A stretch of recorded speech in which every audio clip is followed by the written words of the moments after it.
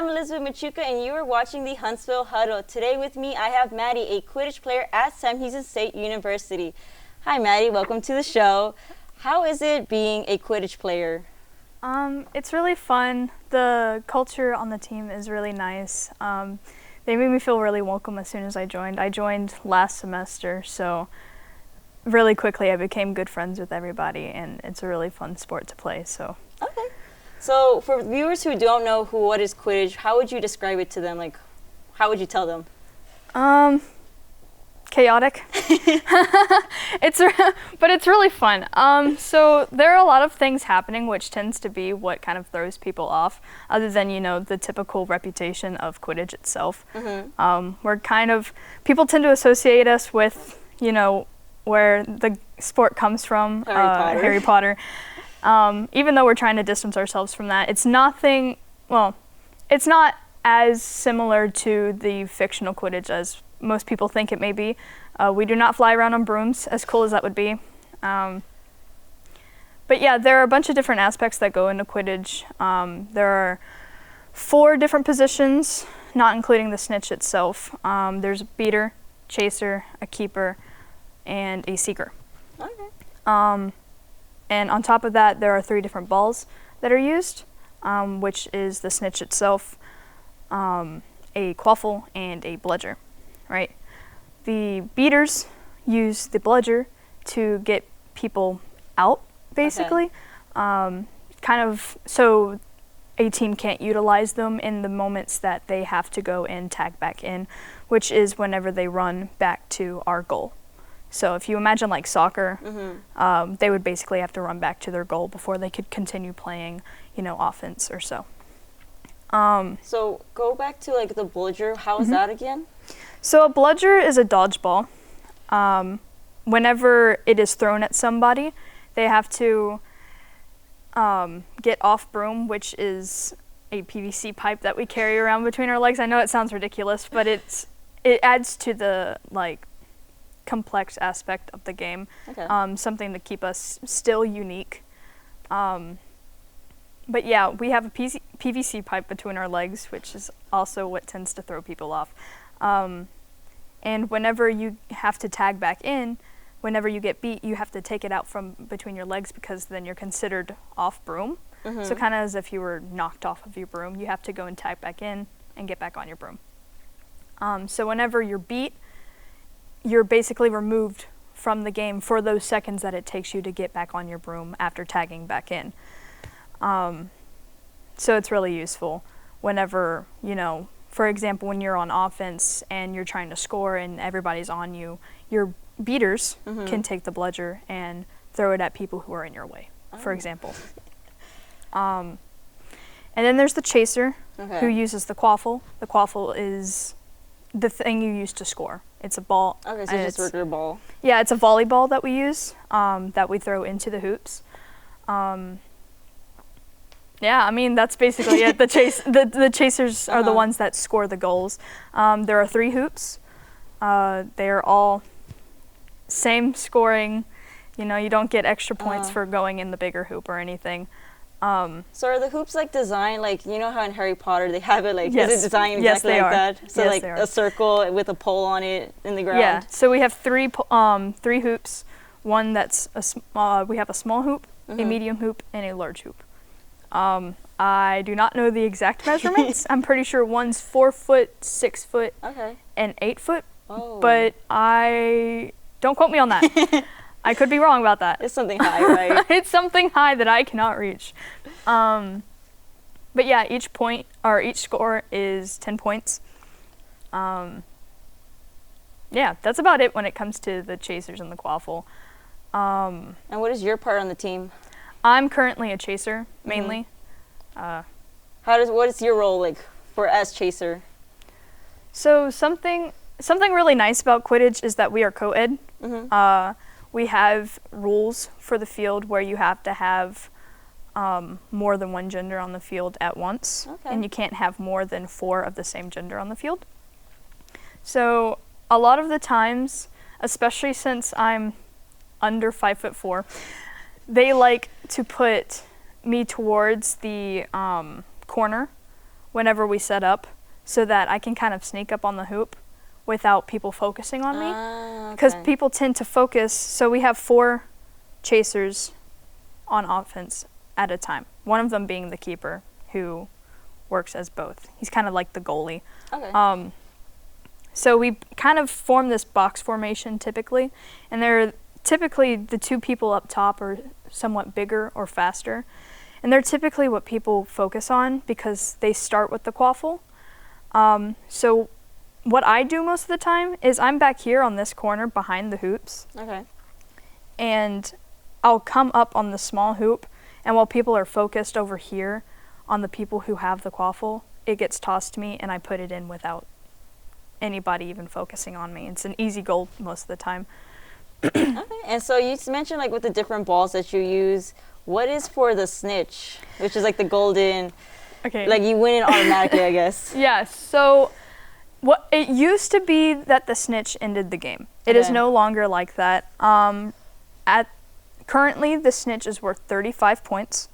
It does not end the game, but it does rack you up some points. Okay.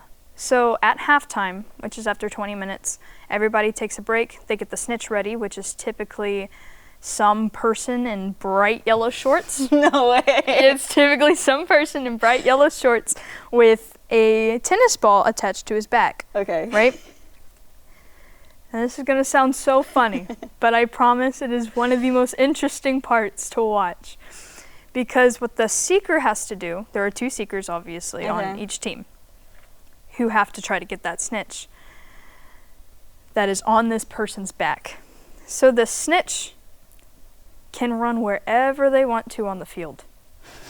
And the seekers have to try to get that ball off of their back. And how big is the field? Oh, oof. So it's about, I could not tell you. It's not, So like maybe like a soccer field or? it's about half of a soccer field. Oh, okay. It's about half of a soccer field, maybe just a little bit smaller. So So- you have the snitch running around, right? Yeah, the snitch is running around. Some of them tend to, get a little tired and just kind of juke you. They'll stand there and be like, huh. But the interesting thing about the seekers is they can't really do anything to the snitch other than reach for the actual physical snitch behind them and swat their hands from holding them. The snitch can do whatever the heck they want. I've been picked up by a snitch before. It's so rude. But you can swat at their hands if they're like holding you back. And a lot of the time you'll see seekers like actually launching themselves behind the back of the snitch to grab this. Like one of our coaches was seeking once at regionals, and he actually dove over the snitch and caught the snitch on his back. Wow. It was really cool to watch. It was really neat to watch. Everybody freaked out. It was so cool. Sounds like you're pretty aggressive for the game. It is a full contact sport. It is a full contact sport. We are required to wear mouth guards. I did not know that. Wow. So you're on the field, you're ready to get hit or something, right? Dude, there are like 6'5" men on this field, and I'm fully ready to just like come at me, dude. See what happens. Of course, I've gotten laid out before, but that's besides the point. So what made you how did you even hear about Quidditch? So one of my friends told me about Quidditch. Actually, they mentioned Quidditch, and I was like, we have a Quidditch team? And then they were like, yeah, you should totally come join. Because I don't think they were going to ask me, but as soon as I showed interest, they were like, join. You should join. do it, yeah. So I actually joined. I'm not a sports person, or at least I wasn't.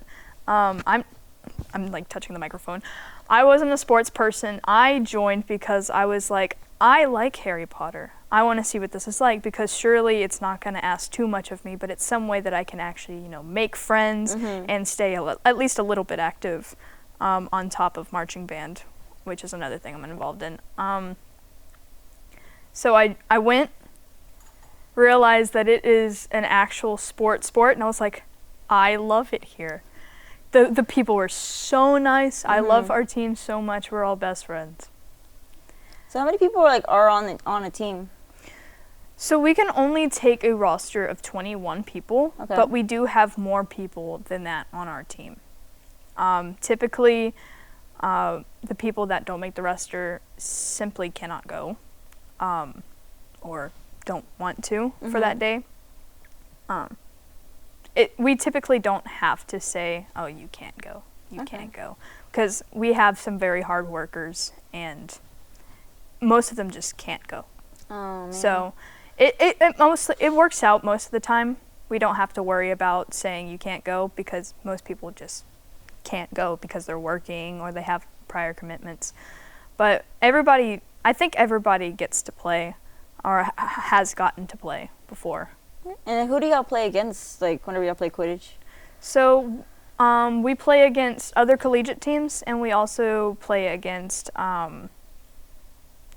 clubs. Wow, what are they called? I was about to say club sports, but I'm like, we're a club sport. That's not the term.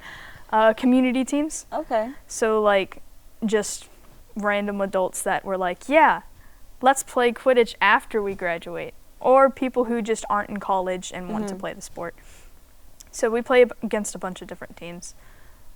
Okay. So how are, like, whenever, like, y'all win, like, do y'all, like, have a set program to where y'all, like, first place or second place or third place whenever you have, like, against these teams?